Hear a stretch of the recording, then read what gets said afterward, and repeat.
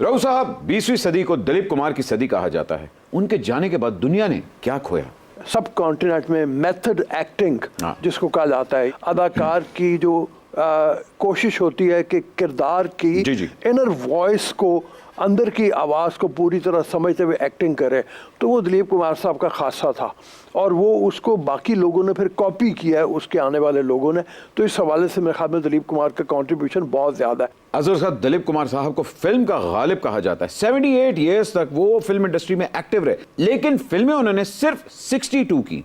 असल में मैं समझता हूँ कि तादाद इतनी ज़्यादा अहम नहीं होती जितना एक ज़माने को इन्फ्लुएंस करना या इम्पेक्ट करना अहम होता है। क्या गालिब एक मुगलिया सल्तनत के ज़वाल के वक्त वो एक ऐसे संगे मील पे है जहाँ एक नया ज़माना शुरू हो रहा है जी।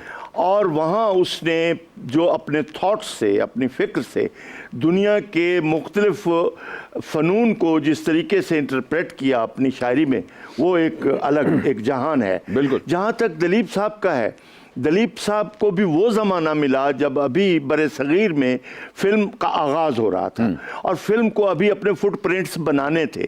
तो ऐसे मौके पर इतना बड़ा आर्टिस्ट, इतना बड़ा फ़नकार उसे नसीब हुआ कि जिसने अपने कैरियर में कई बार अपने आप को री इन्वेंट किया, कई बार अपने आप को रिक्रिएट किया। जो उन्होंने अदाकारी में नए स्कूल दिए, उनमें से एक स्कूल के बारे में जावेद सदीकी, जो उनके बहुत बड़े राइटर हैं, उन्होंने अभी खाका लिखा है साहब के नाम से, क्योंकि सायरा बानो उन्हें साहब कहती थी, तो उस नाम से उनका बड़ा खूबसूरत खाका है। उसमें वो लिखते हैं कि वाहिद फनकार है जिसने खामोशी को भी अदाकारी की ज़बान दे दी। क्या बात! कि खामोशी भी बोल रही है।